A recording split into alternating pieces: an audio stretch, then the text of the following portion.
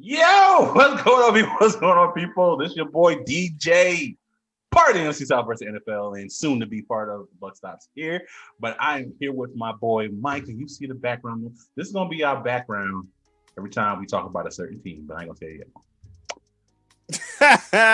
Yo, man, this is your boy Mike Riggs, man, host of the Mike Riggs podcast. Also, the Carolina Panthers representative for the NFC South versus the NFL. And before we get started, y'all know the routine. We're going to hit it every video. Make sure you hit that like button, hit that subscribe button, and that notification bell. Ain't going to take you no more than 5 seconds, baby. Click, click, click. That's all we ask for. Anyway, man, we got a good topic today. We got a very good topic today, DJ. What's the topic, man? What we talking about? Can the New Orleans Saints compete for another NFC championship in 2021 and 2022? They've been running this division, goddamn, Mike. Yes, they have. Pissing everybody off. Can they do it again? What is the state of the Saints currently in May 2021? Shout out to TJ Jones, State of the Saints podcast. Right. Go check our boy out. Yeah, but you're going to see this background against the New Orleans Saints because we beat y'all ass in the playoffs. After y'all swept us, I'll make sure y'all know that and what happened. After we did it, we went here and we celebrating. We still celebrating. Kiss my blood. Anyway. Oh man, we got to deal with this, y'all. I know you got to. And I'm gonna bring it almost every. Don't hit the dislike button just because of that, man. Don't hit the dislike button because of that. But yeah, man, let's get into it, man. Let's get into it. Can they compete? Well, to start it off, let's think about their off season. It was okay, they brought guys back. They had to let a lot of guys go, but it wasn't the worst. I mean, they were able to get under the cap. So to me, that was a good move. Absolutely, that's a win for them. Also, man, now we talked about the draft. You and I both gave this what was it, a C for something like that? Yeah, it was a C. And we wasn't big fans of it, not hating. You got a couple guys, but there were a lot of head scratchers also. So yeah, that's how we feel about it. But ultimately, you got, hate to say it, or I don't really hate to say it. Is it up for debate now? You all have had the best coach. I still think you have the best coach in the NFC South. But you got the best coach in the NFC South, and that's helped y'all win quite a few games. Can he continue with the roster that's around him? Can Jameis Winston or Taysom Hill or Ian Book or Trevor Siemian lead this team to the playoffs and another divisional title? If you're asking me as of today, I think it's going to be a struggle. I think you have some holes, especially in the secondary, DJ. Let's go ahead and hit it right off the nail with the cornerback situation. Your boy, since you love to say he liked to play with guns, like I said, I heard a different situation, so I'm going to stick with what I heard. I heard he was just going with his boys, and one of his boys had the weapon, and that was that. Go down. So, hey, well, what are they going to do in that situation? They went and got like 4 or 5 undrafted free agents along with, what they drafted one this year? Yeah, Pablo Escobar, whatever right. his name is. Paulson Adebo. Adebo, yeah. See, he got Adebo. Yeah, Paulson Adebo. And I liked him, man. I actually watched him quite a bit because I know we were in for secondary help. I think he can come in and help your team. I like the undrafted guy, Trill Williams. Shout out to our boy Trill One. Salute to you. Thank you for the support, my guy. Trill. Yeah, but yeah, I think they got some decent guys in undrafted free agency. They all gonna have to compete because who's out there, DJ? Who do they have as starters? I mean, defensive wise, the front seven for the most part, we can say what it is. It's basically intact, right? So they're probably still going to be one of the top against the run, right? They've been doing it, year after year. Which if you can stop the run, every coach says all the time. We got to stop the run before we stop anything else, right? But right. Can you, with your secondary situation, which, your safeties are pretty much solidified with Marcus Williams and Malcolm Jenkins. Right. I know there's been a little bit of noise about Malcolm Jenkins and him getting older. I think he played pretty good ball last year. I don't think he was terrible. And obviously they brought in the Pete Warner in the draft, who's probably going to be, you slide him next to Mario Davis. And I don't know if they're going to put Zach Bryan there. Is he going to do some rushing? But as of right now, it seems like he plays a lot more linebacker than anything else. Still got Cam Jordan. I think it's going to be a little bit of a battle. So I don't think that Peyton Turner, I'm a little higher than a lot of people are on Peyton Turner, right? So I think he's going to really compete with Marcus Davenport for that starting spot. At best, he's going to rotate kind of like Hickerson, whatever his name is, because I think he offers the best ability. Maybe not as a rookie, because I think defensive ends struggle a little bit for the most part, rushing the pass their first year. But I think with the upside, I think he has the most upside to be the best, rush end they're going to have, right? So, with that situation, obviously, toting guns, Marshawn Lattimore, with his, or being around friends that like to do it, whatever you want to call the shit. He just hurt his team being around people that like doing that stuff. CJ Gardner-Johnson, he's probably going to get the first nod to probably start at the outside. I think you can do it, DJ. I think all right. No, say your piece on it. I don't know. You know what? This guy has been. He's a dog, headache. Man. Yeah, he's a dog. I'll give him that. But he's a headache, right? I mean, he's never really had to be the guy. Obviously, they used to have Janoris Jenkins there. Obviously, now he's gone. So he's been there for about 2 years now. It might be something they look. Hey, it's time for you to step up, young boy, and be that second guy. But Marshawn's going to be out a couple games, so. Right.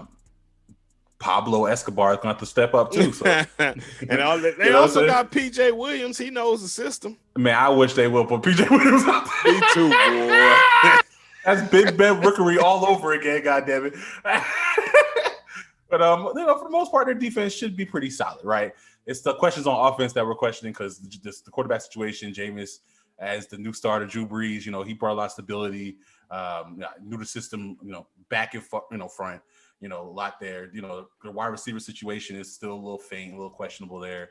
Alvin Kamara is that one stud that, you can just drop the ball to and he's going to do his thing. They still have Latavius Murray. Right. So, I mean, the offensive line is still intact for the most part. I mean, yeah.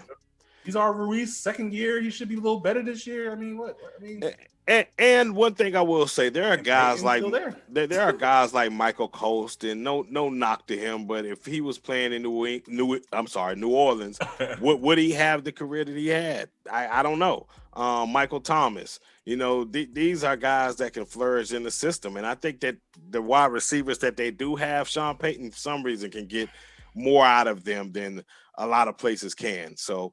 It's going to be interesting to see if one of these quarterbacks can, get the playbook and the system down as packed as Drew Brees. It's going to be really hard to do that. But I think that they have more talent right now as far as arm strength and things to be able to stretch the field out a little more and keep teams more honest. So, yeah. So what are your thoughts? So, yeah, well, with that being said, Mike, so we're here, right? So, right. Where should the Saint fans' expectations start? Should it be playoff contention, or should they honestly think they're the team to beat coming out the NFC South? As of right now, they should be pushing playoffs. Okay. I know what they are. They're going to sit there and say, we're still the divisional champs until you take that from us. Yada, yada, yada, yada, yada. You're right. Yada, yada, yada, yada, yada, yada, yada. You're right. Unfortunately, there's a team in your division that won the Super Bowl, so they one up you. That's just what it is. So, no, I don't think that they should be. I mean, everybody should be looking to win it or try to win a division, but the expectation should be at least just try to get to the playoffs and let's see what happens. Their expectation should only be playoffs, right? You lost a lot this offseason. When it comes to starters, you still got Sean Payton, which Mike make very clear is arguably still is the best coach in the division. And when you have the best coach in the division, we talk about all the time, like how important coaching is. Right. So just to say that's not important and they shouldn't have, high hopes to think that, hey, we're still the people, we're still the team to beat. Yeah, our, Tampa Bay won the Super Bowl, but we have been running this division. Look, we beat them twice in the regular season. Look, it's hard to be a team 3 times in one season. Facts. They call it what you must. So, for them to be there, and like I said, a lot of them, like we kind of said, if you didn't watch our other quarterback video, situation, this team is very high on Jameis Winston. They probably, they might believe they might be able to do more with them. You know, at least with the arrogance this team has, right, Mike? You talk about that shit all the time. Yeah, man. And I loved it. You got to look in the locker room whenever they won. I think it was Tampa. I'm going to keep throwing it out there. Jameis Winston and all them were getting it in. Sean Payton was out there jamming with them. They were just having a ball like they were at the club. It's just something about, I don't know if what Drew Brees said in that offseason still ruffled some feathers about the flag situation. I don't know.